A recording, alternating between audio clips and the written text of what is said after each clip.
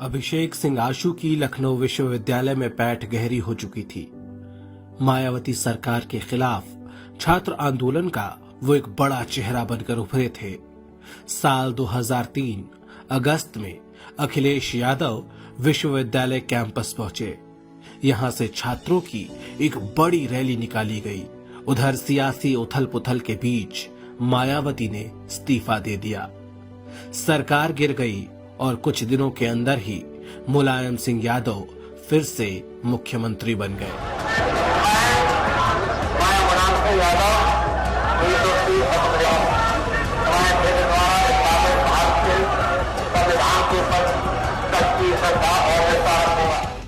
अभिषेक सिंह आशु अपने साथी छात्रों के साथ सड़क पर झूमते नाचते नजर आए।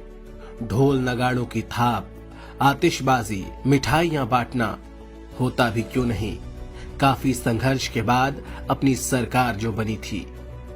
थोड़े ही दिनों में छात्र संघ चुनाव भी हुए। जमकर चुनाव प्रचार हुआ।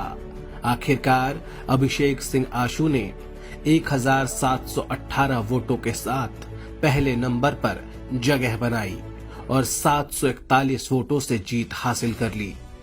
एक बार फिर से आजमगढ़ के छोटे से गांव से आया लड़का लखनऊ विश्वविद्यालय के छात्र संघ का अध्यक्ष बनकर हर अखबार के सुर्खियों में था। थोड़े दिन ऐसे ही बीते। अब तक अपने संघर्ष के बल पर अपनी एक अलग पहचान अभिषेक सिंह आशु बना चुके थे। अन्याय के खिलाफ लड़ाई में उनको समाजवादी पार्टी के शीर्ष नेतृत्व का प्यार और आशीर्वाद लगातार मिलने लगा था। आत्मदाह की कोशिश के बाद मुलायम सिंह यादव ने परिवार के मुखिया के तौर पर उन्हें डांटा भी था और ऐसा न करने की सलाह भी दी थी। और तो और छात्रों के संघर्ष में भी वो बढ़ चढ़कर साथ देते।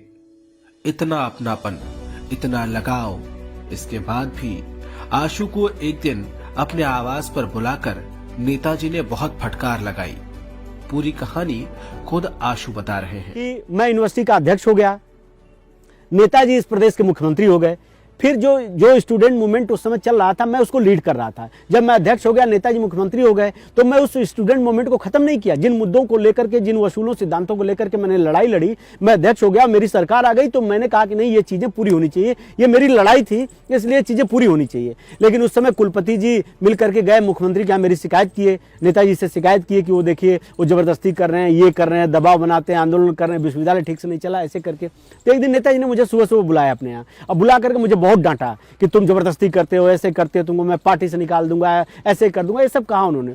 तो अब आपको मैं बता दूं, तो मैंने नेताजी से कहा कि आप मुझे क्यों पार्टी से निकालेंगे, मैं खुद ही इस्तीफा दे देता हूं। आप बताइए नेताजी कि जिन मुद्दों को लेकर के मैंने संघर्ष किया और उन्हीं मुद्दों के संघर्ष के कारण छात्रों नौजवानों का मत आपके प्रति बना और आपकी उत्तर प्रदेश में सरकार बन गई और मैं विश्वविद्यालय का अध्यक्ष बन गया। तो अब मैं पावर में आ गया, आप पावर में आ गए, तो हम लोग छात्रों नौजवानों के मुद्दों को भूल जाएं। जिन मुद्दों को लेकर, जिन वसूलों सिद्धांतों को लेकर के, जिन कामों को लेकर के हम लोग सड़क पे उतरे थे, जिनकी लड़ाई हम सदन तक लड़े थे, वो काम ही ना हो, हम ताकत में आ जाए, तो ये कौन सी बात होती है? नेताजी आप ही कहते हो कि वादा खिलाफी मतलब भ्रष्टाचार होती है। युवा छात्र नेता आशु सच की लड़ाई में अपनी बात पूरी बेबाकी से नेताजी के सामने रखकर वापस लौट गए। दुखी थे, परेशान थे और उनकी समझ में कुछ नहीं आ रहा था। एक व्यक्तिगत गोपनीय खत नेताजी को लिखा और विश्वविद्यालय जाना छोड़कर घर पर बैठ गए। 3 दिन बाद मेरे पास अखिलेश यादव जी सुबह सुबह फोन करते हैं और कहते हैं क्या कर रहे हो? मैंने कहा मैं सो रहा हूँ, 6 बजे। कहे जल्दी आओ, नेताजी बुला रहे हैं। मैं पहुंचता हूँ नेताजी के यहाँ, नेताजी हाथ में कार्डलेस लिए और अपना मॉर्निंग वॉक कर रहे थे।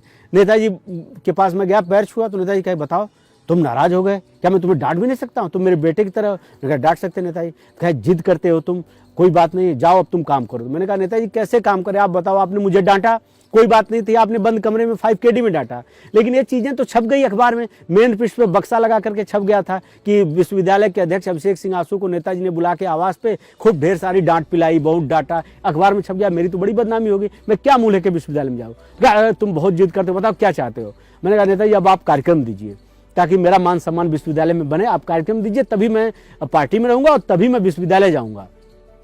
नेताजी कहे बहुत जिद्दी हो, और सुबह सुबह उन्होंने बुला लिया अपने ओएसडी को और कहा ये जो कार्यक्रम मांगे, जब कार्यक्रम मांगे, इसे दे दो। और नेताजी ने कार्यक्रम लगा दिया विश्वविद्यालय में। पहले नेताजी ने अभिषेक को पिता की तरह फटकार लगाई, फिर पिता की तरह ही पिघल गए और विश्वविद्यालय में कार्यक्रम करने के लिए तैयार हो गए। लेकिन ड्रामा अभी बाकी था। सच बोलने की बीमारी से ग्रसित आशु ने मंच से ही नेताजी का स्वागत तो किया, लेकिन इशारों इशारों में अपना पक्ष फिर से रख ही दिया। और जब आए नेताजी तो आपको विश्वास नहीं होगा, मैंने पहले भाषण दिया स्वागत में, मैंने कुछ बातें कह दी थी इशारे में, मैं आपको बता दूं। मैंने कहा कि नेताजी आपने मुझे, सही है कि आपने मुझे बुला करके मुख्यमंत्री आवास में डांटा था, लेकिन आप बताइए नेताजी, आपने मुझे डांटा था, मुझे अच्छा नहीं लगा था। जिन मुद्दों को लेकर संघर्ष किया मैंने, और मैं जेल तक गया, लाठी डंडा खाया, और उन मुद्दों को मैं अध्यक्ष बन गया और आप मुख्यमंत्री बन गए तो मैं भूल जाऊं, तो क्या अच्छी बात है नेताजी? और आपने मुझे डांटा, मुझे खराब लगा, कोई बात नहीं नेताजी, आप बड़े हो, डांटे हो, कोई बात नहीं। मुलायम सिंह यादव की जगह कोई और होता तो शायद उसे बुरा लग जाता, लेकिन राजनीति के सिद्धांतों के पक्के खिलाड़ी नेताजी ने उल्टे उसी मंच से अभिषेक की जमकर तारीफ कर दी और उनकी इस सादगी और सरलता से सच बोलने की आदत को आगे भी बरकरार रखने को कहा। फिर जब नेताजी भाषण देने उठे तो आपको मैं पत्रिका दिखाऊंगा, आप देख लीजिएगा, समाजवादी बुलेटिन में छपा, उसका सब रिकॉर्डेड है।